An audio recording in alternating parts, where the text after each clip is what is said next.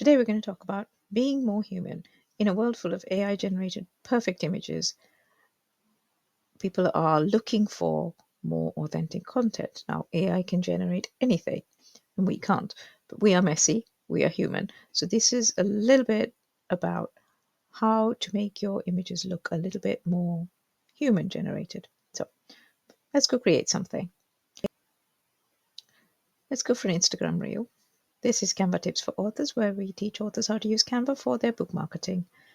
If you're an author and would like to talk to other authors, come and join the Facebook group. The link is in the description. If you want some free stuff, sign up for the newsletter. Again, link is in the description as well. All right. The first way to be more human is to show people your face. So how do you do that? You can record your screen or you can record your front camera in Canva. So how do you do that? You go to Uploads, you go to Record Yourself, and you could record a talking head. And there you can record the front camera, or you can record your camera and screen, which is what I do when I do this, because I take the audio from my front camera feed and then record the entire screen so that you can see what I'm doing. Or you could just record your screen. Now, there is a limit of 25 minutes per page. That is what it is.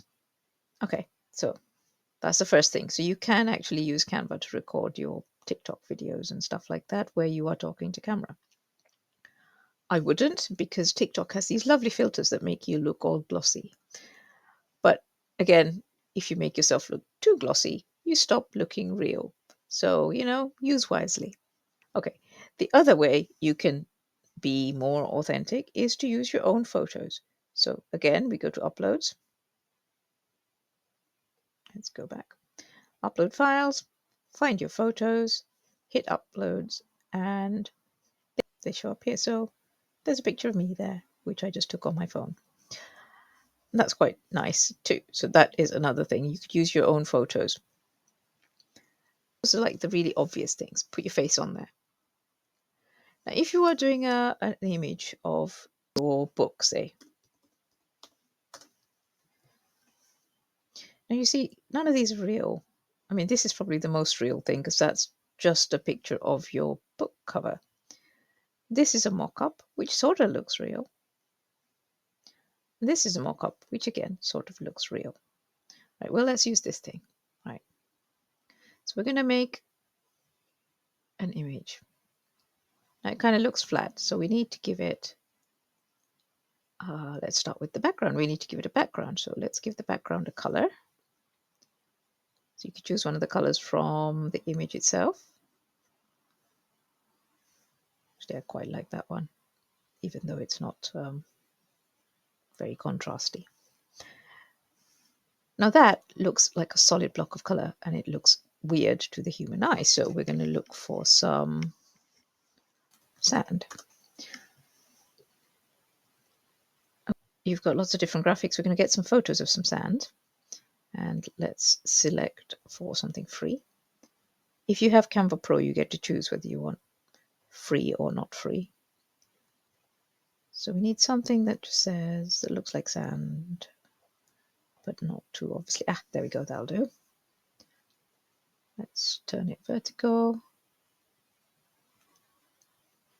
Make it large. We're going to position and send it backwards. Or you can look at your layers panel and see all of your layers. And there it is, backwards. And then what we're going to do is we're going to take the transparency down all the way to almost not there. Yeah. But now it doesn't look so flat, does it? It looks like a real thing almost. Okay. So the next thing we're going to do is we're going to give this a shadow because you need a bit of light and shade. So you can use Canva's own shadows. So a drop shadow will give you that. And then you can change the angle of the drop shadow, change how long the shadow is, so how high the thing comes off the ground, as it were, basically. And the blur amount, again, how bright, basically that tells the eye how bright things are. Or, let's undo that. you can take this image and duplicate it. So it's the same image. And you're going to edit it, but you're going to turn it entirely black. And to do this, you use the marvelous Duotone hack. There we go. Duotone, you go black, and you turn the highlights also black. Okay, and then let's go to position, move it behind. Now you've got a lot of control. You can put it just underneath if you want, or you can put, well, the light is coming from this direction because it's brighter up here. So, all right, so you've got this, and then what you can do is you can blur it, whole image.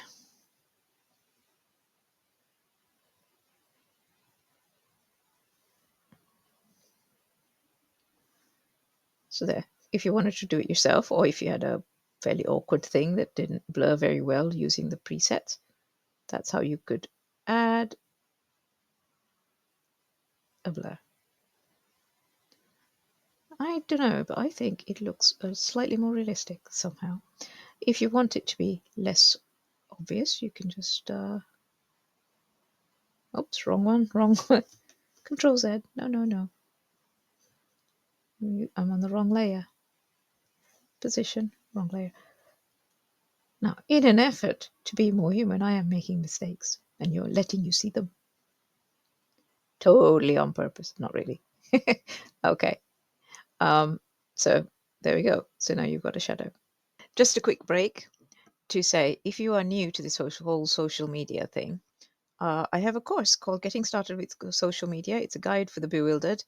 And if this year is the year that you're going to step in and start doing social media to advertise your book, there's a whole load of stuff on there about how to choose which media platform that suits you, how to work out what boundaries to have to keep your online life separate from your offline life, if that is something you want to do, how to identify the main types of content that you're going to post, how to make a plan for a month's worth of posts for your first month, and obviously how to learn to make images showcasing your book covers. So some of this will be on the YouTube channel, but this would be organized and put together in a sensible fashion so that at the end of the mini course, you should have a really good idea of what you're doing. If you are interested in that, go to shop.fictiontutors.co.uk, and that's got all our mini courses on.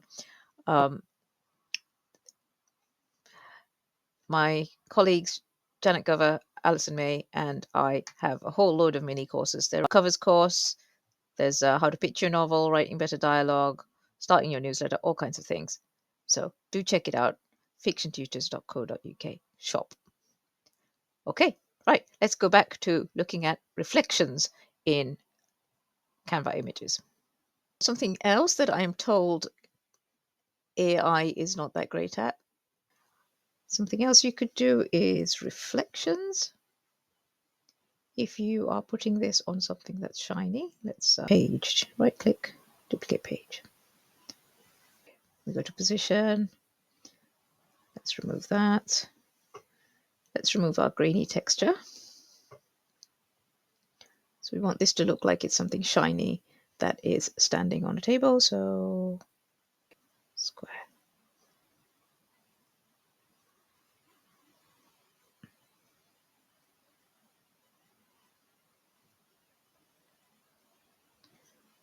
And that's that, slightly darker. Let's make it slightly darker. Okay. Push it back.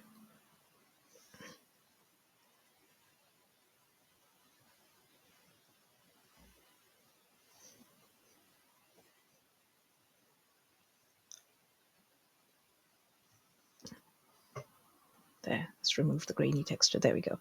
Right, so we are going to duplicate this. And then we're going to flip vertical.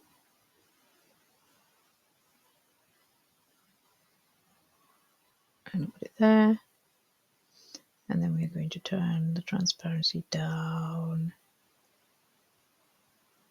so that there's ever such a slight reflection. And then you can, if you wanted to, use one of the apps like Distort Image to distort it. Skew Image, that was the one.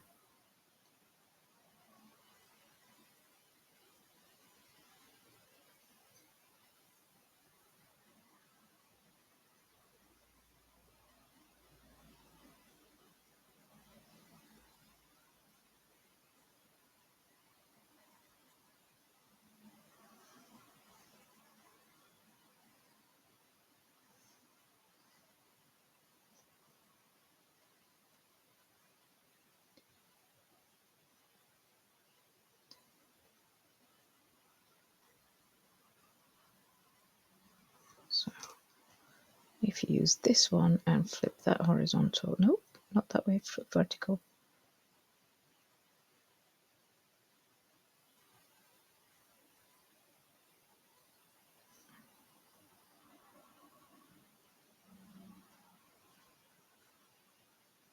There we go.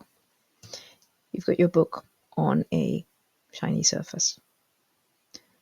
And another thing that humans are quite good at, and better than AI, one would think, is scrapbooking. So let's talk a bit about that. Okay. So you've got this, and you can put different textures behind it that would match. So you go to there, you go to scrapbooking, you've got lots of things that you could use, and you could put lots of different textures behind it to match your story. And if you have Canva Pro, there are some really nice arrows and things that you can use. So basically, you take your trope graphic and you recreate it using bits and pieces. So because this book is set mostly by the sea, use seashells and corals and a picture of the seaside and an ice cream if I could find it, and some textures and stuff like this. And it is very chaotic. It will be chaotic in a way that only you can do. And then mess around with it until you've got something that you're happy with. What you're going for is specific things that you have pulled out from your book. Anything AI generates will be generic, but you know your book so well, you can be specific. Obviously, you can train AI to be specific too, but we're talking about being more human. Be more human. Be quirky. And then if you wanted to, you could take your tropes from your trope graphic. If I don't know where my trope graphic is, but there we go. You could use stuff like this and add your trope graphics on bits of paper.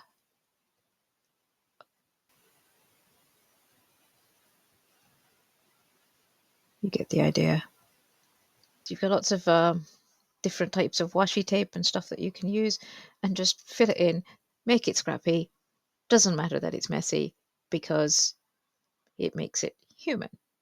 So these are some techniques that you can use to hopefully make your images look professional, but not AI generated.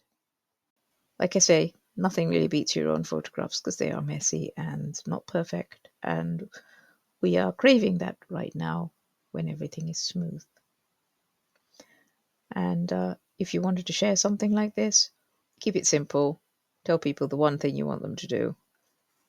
If it's buy some things, just say buy now. Add a button that says buy now. Everybody's overwhelmed and far too busy, so just tell them what you want them to do.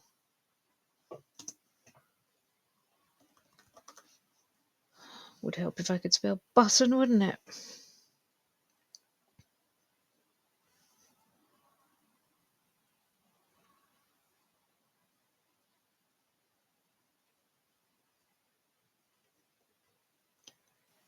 There you go, and you can animate these